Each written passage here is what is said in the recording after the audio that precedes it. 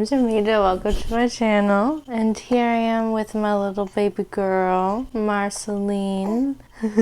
I was holding her so you could see her, but she got a little angsty, so I have her on my legs right now. She's 6 weeks old today, which I can't even believe it. It was the last video recorded. It was 2 days before I went into labor. That's how much time it's been. I've been meaning to tell this story of mine for, you know, the past 6 weeks since I did give birth. I was like, shoot, this is something I want to tell. So this is my birth story. This is my little story of how I gave birth. Yeah, I went past my due date. I ended up going, I think, 41 weeks and 2 days. So Saturday, October 29th, this is how it all started. I finally went into labor. I had said that I did not feel any sort of like pain, basically, any like crazy pain that whole time. If anything, I was experiencing Braxton Hicks contractions because like my bump would like deform, if that makes sense. It would go like lopsided, and it really didn't hurt. It just felt like a little bit of a tightening, but turns out that's what that was a contraction. So I think I had said in previous videos that, oh, I haven't experienced any contractions. Well, I was, but I just didn't know it because it wasn't painful. But yeah, Saturday morning, 2 a.m., I woke up to use the restroom because I was, you know, 41, I was like 9 months pregnant, 41 weeks. So I had to get up. Yeah, I had to get up in the middle of the night to pee constantly. So yeah, I got up at 2 a.m. and then I did notice that I felt some pain. So I was like, okay. So I went to use the restroom. And when I did, you know, do my pee, there was a little bit of blood in the toilet. Like a little bit of like mucousy blood, and when I wiped there was blood as well. So I knew that meant it's go time. Like I was definitely starting to be in labor because I was 41 weeks. That was like what we were waiting for that whole time. So I go and I wake up my husband and I'm like, babe, I saw a little bit of blood and I'm feeling some pain. I think I'm, you know, starting to be in labor. And he was like, still waking up, should we call the doctor? And I'm like, no, it's fine. Because I knew my doctor told me that I didn't have to go to the hospital until I had contractions that were a minute long, 5 minutes apart, for a total of an hour. So I knew that that's what we had to look out for, and I was only really experiencing some dull pain like every once in a while. So I was like, okay, we're nowhere near that. But I'm awake and I'm excited, and so I double check that everything's in our hospital bags and stuff. I just kind of kill time, but I was like, okay, well, I'm gonna take a shower because I was like, okay, we're gonna have this baby today, might as well be clean. So I tell my husband, I'm like, okay, I'm gonna go hop in the shower. And so I go over to the bathroom, and then my husband sits in there with me, and he's like supervising me, if that makes sense, because you know, I was in labor, I was starting to have contractions, so he was like, I'm gonna sit in here just in case you don't feel well. And I was like, oh, that's really nice of you. So I think about like 4 or 5 a.m. rolls around, and we did call up my mother-in-law, Christian's mom, to tell her that, like, hey, I'm in labor, like today's the day, and we're staying here with my parents.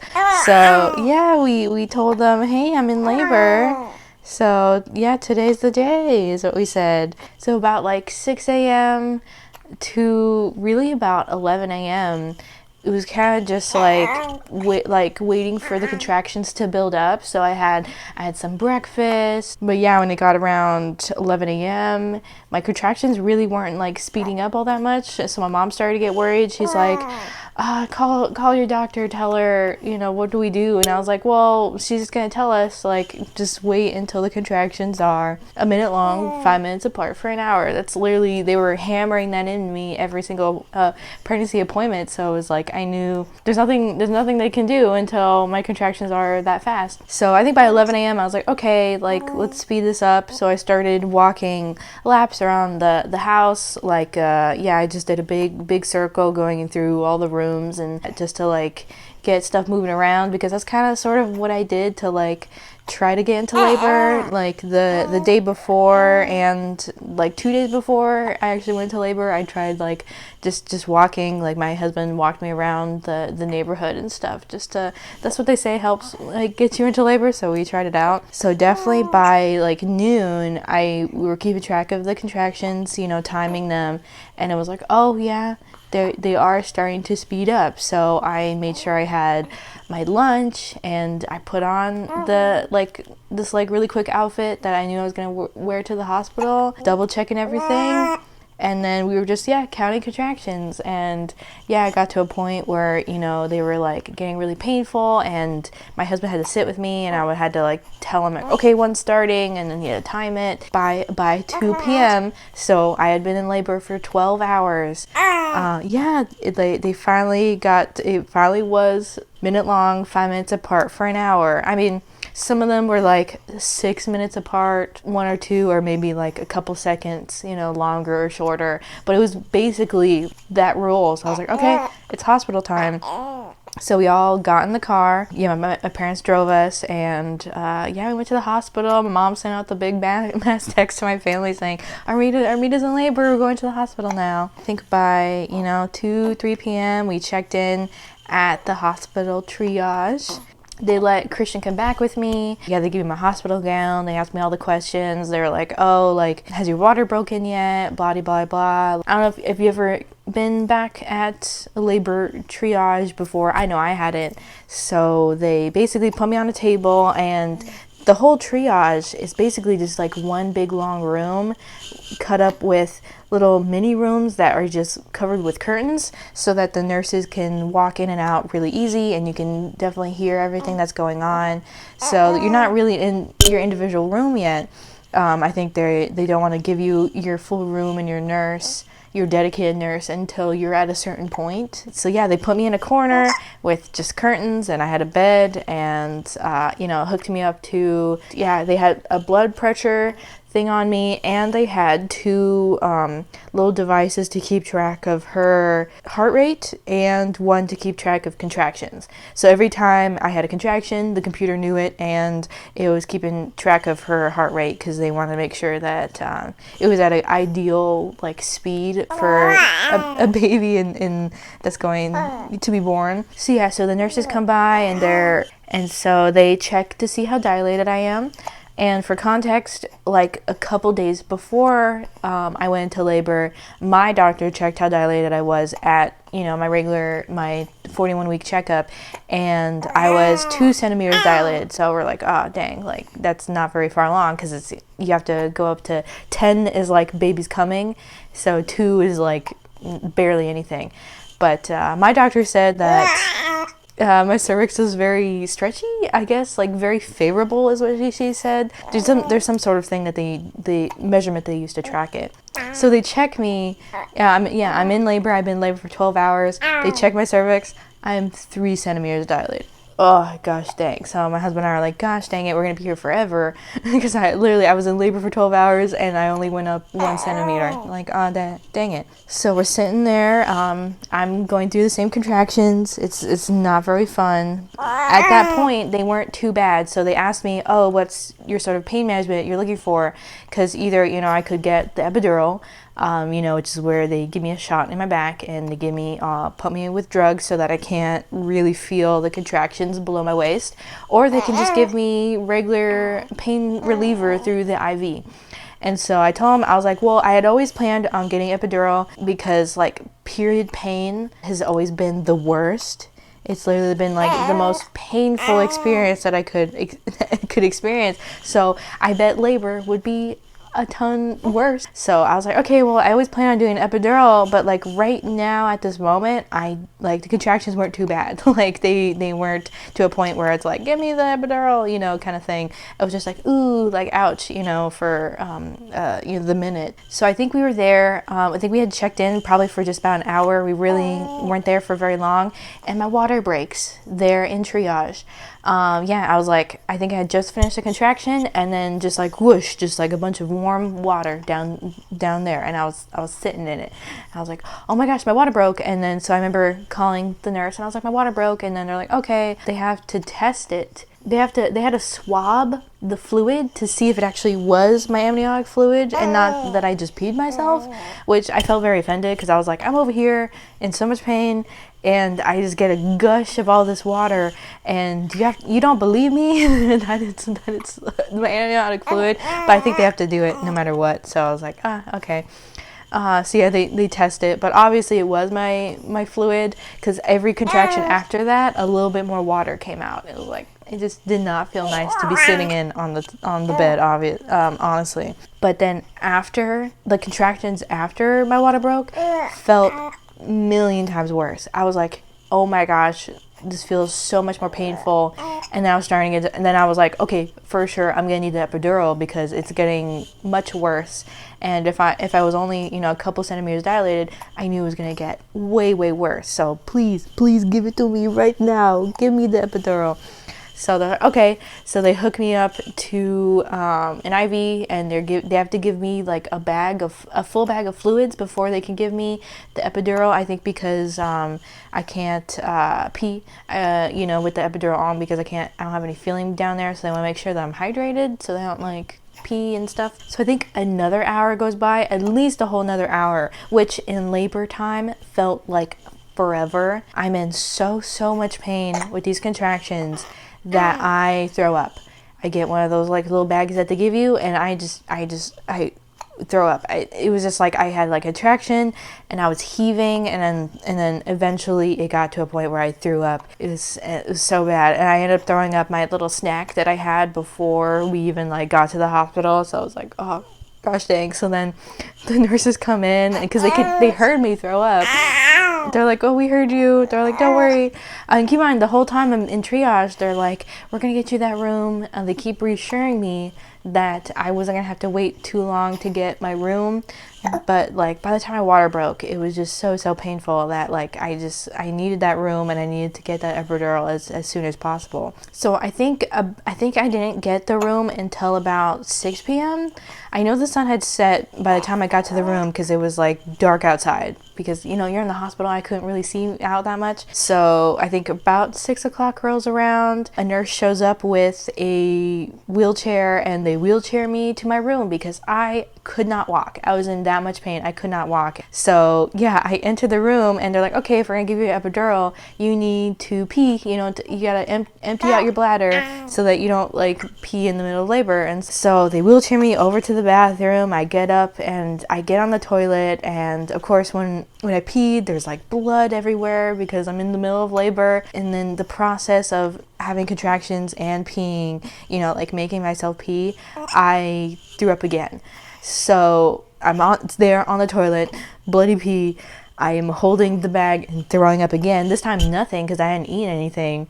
And then the anesthesiologist walks in. So they got to witness this insaneness of like me just like throwing up, crying on the toilet, just like in all this pain. And so they're like, okay, let's give you that epidural now. So they put me on the bed. My husband like holds the front of my arms, because I have to like be bent over, like I think they had me on a table and a pillow, and I was bent over so they could get my spine and give me an epidural. And we didn't find this out till a little bit later, but they actually gave me the strongest kind of epidural, like the kind that they give moms that are getting C-sections, because we think that because they gave it to me, they gave that one to me because they saw what terrible state I was in. So immediately they gave me my epidural, and I feel great. Of course I do, because I can't feel my legs. And when I say I can't feel my legs, I could not feel my legs at all, like from waist down, completely no sensation at all. Like they had to like basically like a roast turkey just like flop me onto the bed, and they put like a big old balloon thing in between my legs to help open me up, I think, for the contractions and stuff like that. And I could not feel my legs at all. At this point, they finally were able to get my mom into the room, because when I got to triage and I had my husband with me, we could not have anyone else with us until I got a room. And I had said before that I was really only comfortable with my mom and my husband Christian being there while I gave birth, because like there really wasn't anyone else that I was really comfortable seeing my hoo-ha out on display while in labor. So we just were able to call over my mom. And so she did enter the room. And so, yeah, so she got to see, so my mom got to see me after I had the epidural, and I was totally fine. But Christian got to see me when I was like sobbing, crying, throwing up in the bag. Oh, and speaking of Christian, he did not eat this whole time. He really didn't have any breakfast or lunch at the house before we got to the hospital. And, you know, they wouldn't give him any, he couldn't leave to get food while we were at triage, you know, all those hours, because they said, they're like, oh, once you get into triage, you can't leave triage unless, you know, he was with me and I was moving somewhere. So by the time I got to the room, he was like feeling faint, like honestly like feeling pretty faint. Plus my husband hates needles, so seeing me get the epidural was very like traumatic for him. Since we're in the room, they were finally able to give him snacks. Plus when my mom came, she brought our bags of things, and I had packed snacks in there. So my husband was finally able to eat, so he was not having a good time either. But he was like sticking it up for me, obviously, because I was in labor. Okay, so I got some in the room. I got the epidural. The sun has gone down. I have been in labor for many, many hours. I think they checked my cervix, I think again, I believe, at this point, and I think I was at 6 centimeters. So after the epidural and I was able to relax, I think the contractions were doing more of its work because I was in less pain and stuff and tensing up less, but still only 6 centimeters. So we still had 4 more centimeters to go before we can really like try to push this little baby out. So they're like, okay, Armida, you've been up for a really long time.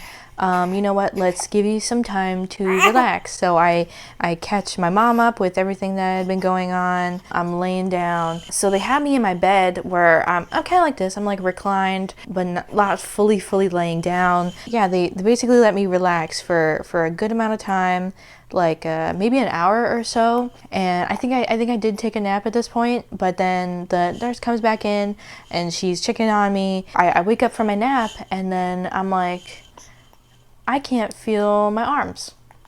Well, I could barely move them. So there was, of course, I couldn't feel anything waist down, but my arms, I could barely lift them up.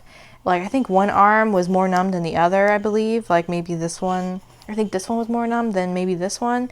And so my nurse grabbed my hand and was like, okay, can you squeeze my hand? And so this was me with my full force, with everything that I had in my being. I could just do that, like literally at that speed. And she was like, oh no, you're supposed to be able to feel things. So, because like, so they wanted me to push and go into labor and stuff. I could not feel anything.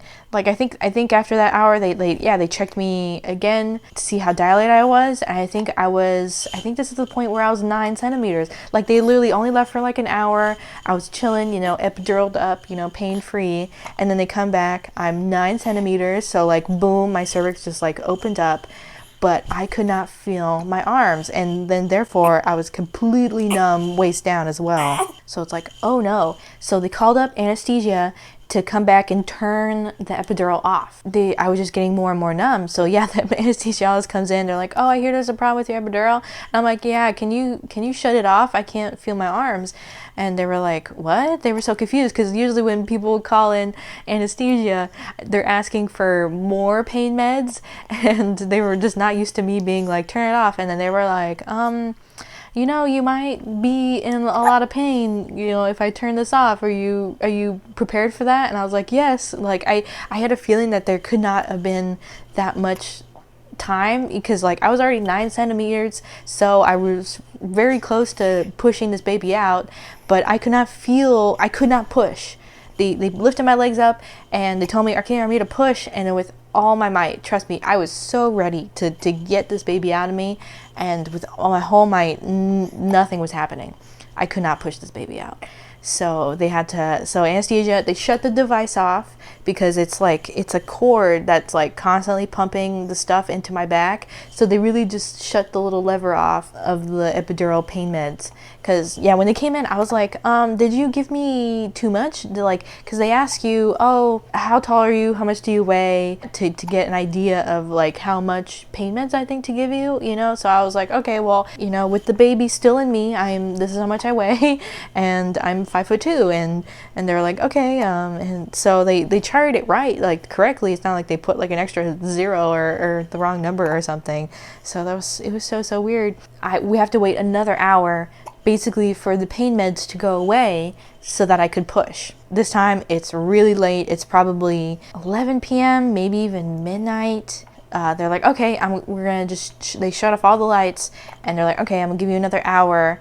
Take a nap, Armida. And I'm like, okay. And Christian's been awake this whole time, and my mom was there as well, and she had really slept at all. So they took naps, on the super comfy hospital chairs, and I was left to take a nap.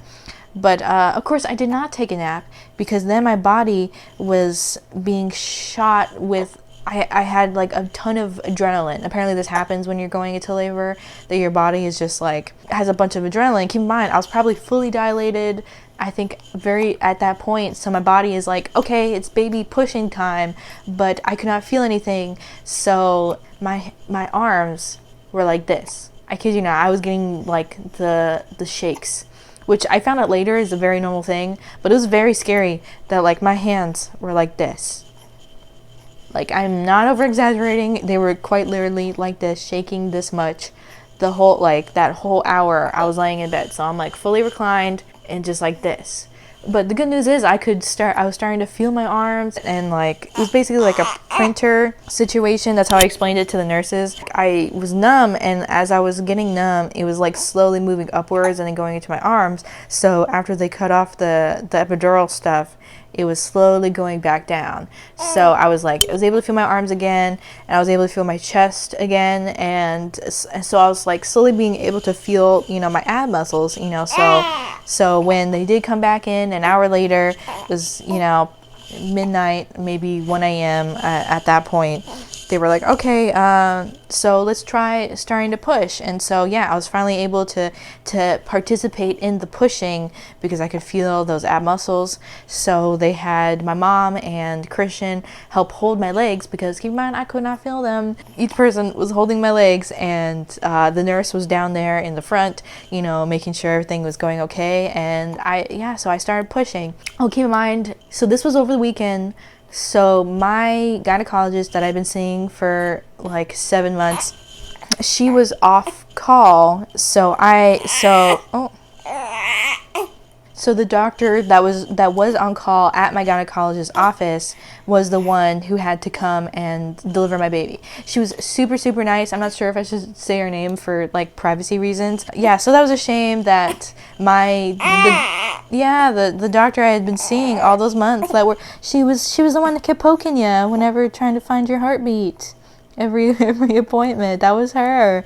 So she couldn't come because it was Saturday, which ended up being Sunday. So the doctor on call ended up coming, but she was super, super nice. I felt very comfortable with her. I mean, I did see her a couple times at the office, so it's not like I didn't know her at all. So the nurses are calling up the doctor on call, giving her updates, telling her everything that's going on with me and the baby and how far along I was doing. So she was hearing the whole thing about the epidural and like how I was getting numb. So apparently like me losing the feeling was very, very weird for all the nurses and the doctor.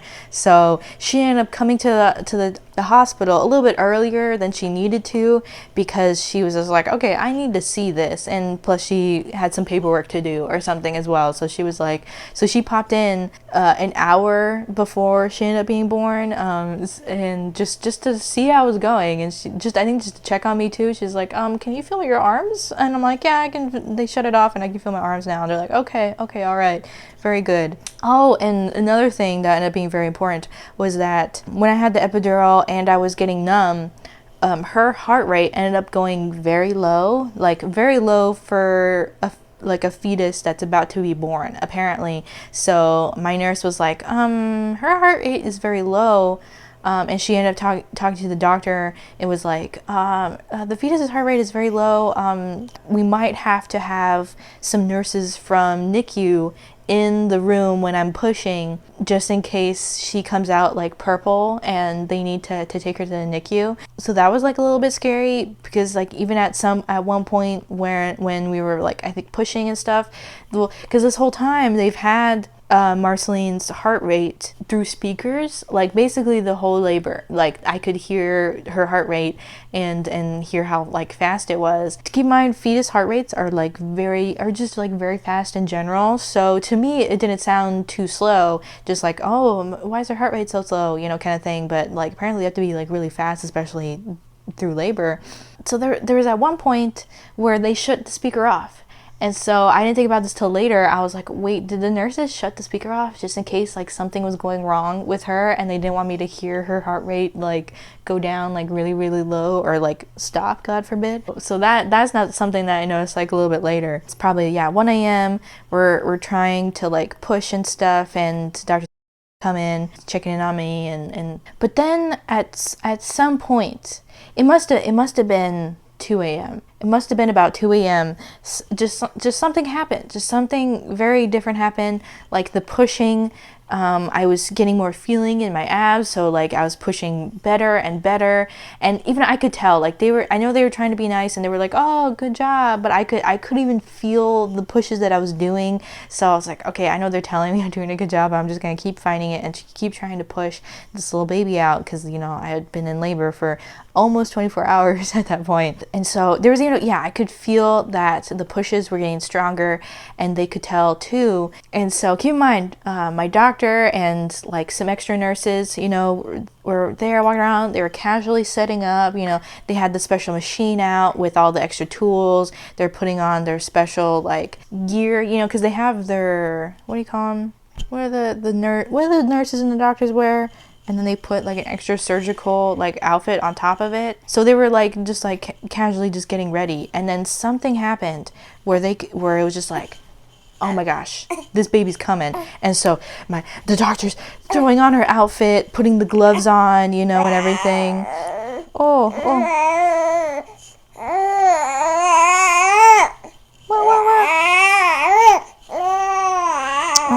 Oh, you did pee. Okay, I'm gonna have to.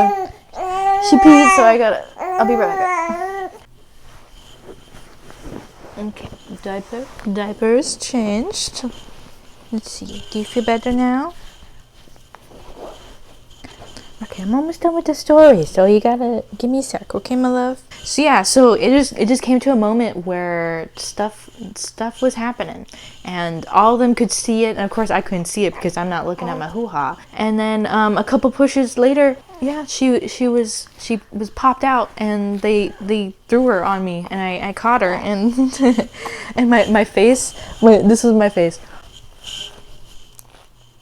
Like literally, it was like I could not believe that this baby was in there, kind of thing. I mean, I knew there's a baby in there, but it's just something else whenever you're being thrown your own baby on top of you after going into labor and being pregnant for 9 months. It was just pretty crazy. There was this really beautiful moment where so they give me the baby and I'm holding her. Christian stepped away to throw water on his face, because I mean it's a whole lot to see your wife give birth and everything. And when he came back just like a minute later, he was like, hi Marceline. She came out and she was just crying, and then when he heard her father's voice, she stopped and it was like looking around for him. She was like, what? She was like, who's that? He's like, oh, that's my dad. That's him. So that was a really beautiful moment. And so Marceline Autumn Kilty was born Sunday, October 30th at 2:41 a.m. So yes, I was in labor for exactly 24 hours. Basically, I think almost 25. Yeah, it was pretty crazy. And yeah, and I went numb in the middle of it. And so yeah, I'm holding her, and I did have a second degree tear, which I think is not too bad. You know, both Christian's mom and my mom ended up having second degree tears when they had us. So when they told me I had teared, I was like, okay, well, you know, my mom, Chris's mom, have also teared, so I mean, it can't be too bad. Plus, I was super numb, so it was very much possible for me to push beyond my capabilities and just like go way too hard. But yeah, so that's basically the birth story. But as you probably see from the title, that's not where the story ends. It really doesn't, because yeah, I gave birth. You know, she ended up being perfectly healthy. She was 7 pounds, 14 ounces. You know, did not come out purple, and so she was not needed to be taken to the NICU. After I started getting more feeling in the contractions and stuff like that, her heart rate did go back up, so we did not need any NICU nurses when I did go into labor, which was really good. But the whole time I was at the hospital, I was recovering, and they checked in on me, asking me how I was doing, like pain wise. And you know, I did have a tear, so my bottom was very sore, especially every time I had to sit down, so I had to use a special cushion. But I kept telling them I have a headache. I have a really bad headache, which did not go away with food and coffee. Like after the morning after I gave birth, people did bring me coffee, so I did have some caffeine. Yeah, so they kept checking on me, and I was like, oh, I have a headache, and they were like, oh, like that's very normal when you go into labor to have a headache. Yeah, it did not go away the whole time I was at the hospital, and I ended up being discharged on Halloween, I think about like 1 or 2 p.m. I think this is the time that, yeah, we got discharged, maybe even 3 o'clock. So yeah, Monday I'm discharged, but then Monday and Tuesday the headache gets worse. And when I say headache, I don't mean like oh, my head hurts. Like, I mean the worst migraine headache that you possibly could have. Like, I could not sit up. That's why I kept telling everybody. I was like, I could not sit up, because when I sat up, the pain was on the top of my head. It was like wherever gravity was the opposite. So when I laid down, that's when the headache was the most bearable, because just my frontal lobe was hurting.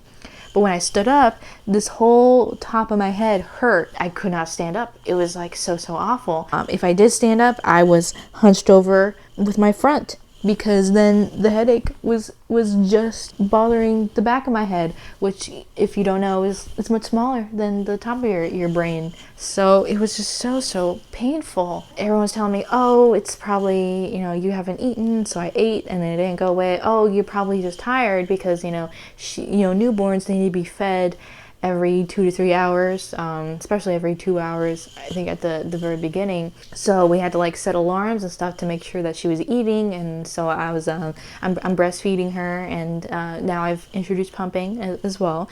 So she's being fed every 3 hours. Oh, you're probably just tired. That's probably what the headache's from. So yeah, Tuesday, it's unbearably painful. I think we had family come over to come see her, you know, just like some people that live close by, and I could not get out of bed. I was like, I'm so sorry, guys. My head hurts so bad. So Wednesday, she finally sees a pediatrician, and so I have to go to that office. I have to go outside of the house, and I had to sit up, and I had to take a wheelchair into her pediatrician appointment, her very first pediatrician appointment. And me, the mom, has to take a wheelchair because I was in that much pain. And yeah, we tried to see her doctor, and I could not remember anything that her doctor said. Good thing Christian was there, because I was just in so much pain. And so the doctor could tell that I was in that much pain, but also she knew I had just given birth, so it's not like super uncommon for moms to be in a ton of pain, you know, after they give birth. Obviously, it's a lot that your body goes through. So she gave us milk formula for her, so that my parents could give her a bottle so that Christian and I could sleep. So that's what happened as soon as we got back from that appointment on Wednesday, is that my parents took her, gave her the bottle of formula, and Christian and I took a big fat nap, a big old nap. So we woke up and it was about dinner time, and I still had the headache. I still had the huge migraine. And so I finally told my mom, because like everybody was saying like, oh, it's normal. It's super normal. It'll go away. And so this was like day 3 or 4 that I had this terrible headache. So I was like, this is not normal. If anything, it's gotten worse. And I finally gotten some sleep and I've eaten, obviously. I think I need to go back to the hospital. So first I tried calling my gynecologist's office, but of course it's 6 p.m. so the office is closed. So I ended up talking to the doctor on call, which is actually the doctor that delivered my baby 4 days earlier. And I was telling her, I was like, hi, Dr. Blank, you delivered my baby on Sunday, and I have this huge headache. Like, I cannot sit up. And I even like started crying on the phone, leaving the message. It was so ridiculous. And so she called back immediately and was like, oh, like, hi, Armida, I'm so sorry about this, like you had, it sounds like you have an epidural headache. Because she knew the whole problem that I had with the epidural and going numb, and she's like, you know what, I think you have this, like, epidural headache and you need to go back to the hospital and just go straight to triage. Don't go to the ER.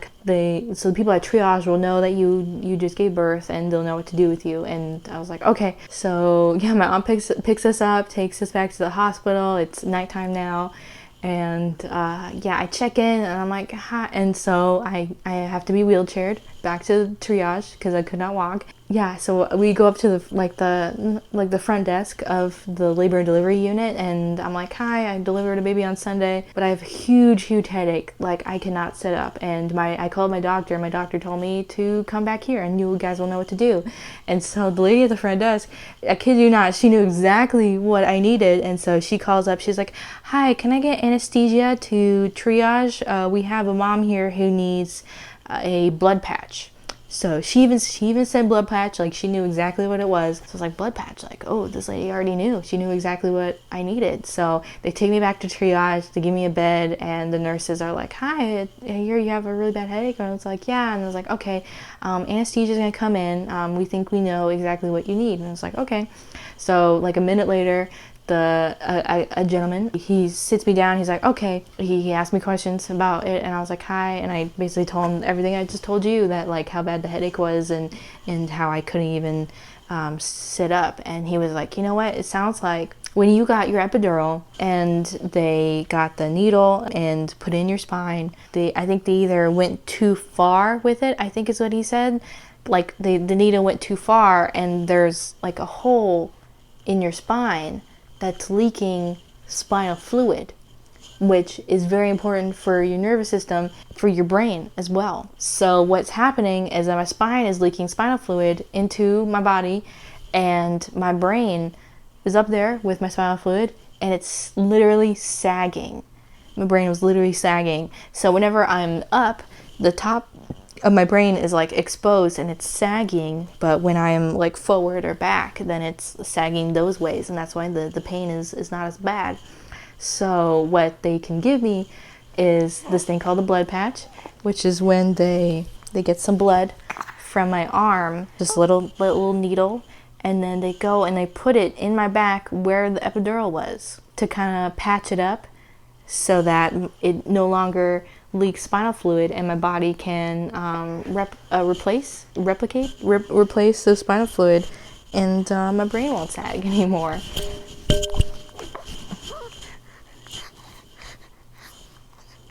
And he's like, or we can do nothing, and your body will just fix it on its own and make its own spinal fluid. And I was like, no, please give me the blood patch. I am in so much pain. I'll do anything, basically. So he's like, okay. So, I basically go into the same position that you do get when you're getting a epidural, but I remember being in that position was just so painful. I started crying again, so I had to like be as still as possible, hunched over a table. One doctor, I think she was the other anesthesiologist, was had to get the blood out of my arm, and then the other doctor put it in my back.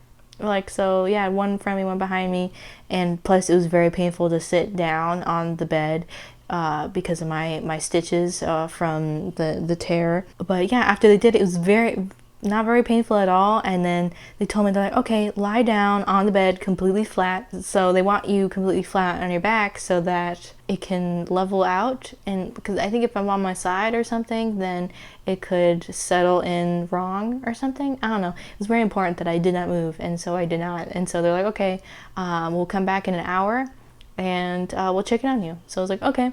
So I lay down there, and my husband and I were just sitting there in triage. They got a little TV. We put on Captain America, Winter Soldier on the TV. And you can ask my husband, but it was basically like night and day. I immediately was feeling better. I mean, imagine just being in such chronic pain all the time. Like you turn into a different person.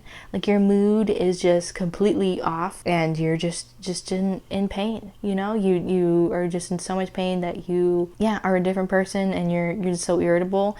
And so after I had the blood patch, I felt like myself again, and so I was finally able to like have like a normal conversation with Christian that wasn't completely about like just taking care of the baby, and we're just watching the movie for an hour. And so that was pretty nice. So yeah, anesthesiologist came back in. They sat me up and was like, how do you feel? And I was like, I immediately after you gave it to me, like my headache went away. If anything, I feel hungry now, because up until that point I really didn't feel hunger cues for myself. You know, like when you're hungry, you can tell when you feel hungry, but I was in so much pain that I could not tell that I needed food, and that's not a good sign. So I finally felt hungry, so I knew that something was working.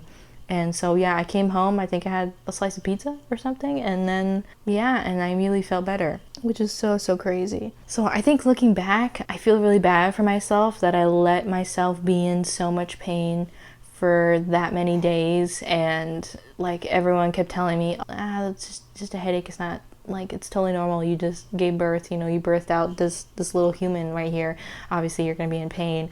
But I think I wish I spoke up for myself more sooner, so that I could have gotten that blood patch much sooner. I did end up talking to my gynecologist, like not the one who ended up pushing on helping me deliver my baby, but the one that I did see in all my appointments. And I did catch her up on the story because she did not hear anything that happened. She felt really bad for me too. She's like, oh, I'm so surprised I didn't give you your blood patch while you were still in the hospital before you checked out. And I was like, I told them every time they asked me how I was doing, I was like, I have a headache and also the stitches. So yeah, so she felt pretty bad for me. But I mean, it's so hard to tell, especially with something so traumatic as like giving birth, that you don't know what's normal and what's not normal, because you know, contractions are super painful. But sadly, if I had to do it all again, I would have still gotten the epidural. I just would have spoken up about how I felt much sooner. Okay, well that's my birth story. I tried to tell it as fast as possible with like just all the important details, because you know a lot happened in that 24 hours. But I mean, if you're a mom and you're gonna be giving birth soon, I still advise, like, if you want an epidural, I still say get it, even though I had such a terrible experience with my epidural, you know, going numb for half of my body and having to get a blood patch afterwards. It was still, the labor was still so painful. I mean, in the end, I still got a very natural labor. Oh, I didn't say this before, but I was scheduled to be induced on Halloween day. I think in my last video, I think I was in the process of talking to my doctor about the possibility of me being induced, and so she said that for sure by 42 weeks she wanted me to be induced, which was going to be, I think, that Thursday. So I told her that I wanted a Halloween baby, so I scheduled my induction for 2 a.m. on Halloween day, which I ended up being in the hospital that day anyway. But you know, she ended up arriving a day early, almost 2 days earlier than that induction day. I was very close to having a Halloween baby, but she was like, nope, I don't want to be born on Halloween, I'm gonna be born the day before Halloween, is what she said. But she ended up being perfectly healthy. Yeah, everything's been perfectly healthy with her. She's growing a good amount. I mean, she's 6 weeks today, and like, look at her, look at my little baby. And I've been completely fine too. I wish I could get more sleep, to be honest, but It's not too bad. Yeah, thank you guys so much for watching. This is a little bit more chill scenario of this video, but I knew I needed to tell you guys as soon as possible about her birth, because it was just so crazy that with the epidural and everything, and how it ended up having to be 24 hours, that's a long time. That's a long time. Okay, well, thank you so much for watching. Subscribe to see more videos with this little baby right here. Like this video if you liked it, and I'll see you next time. Goodbye.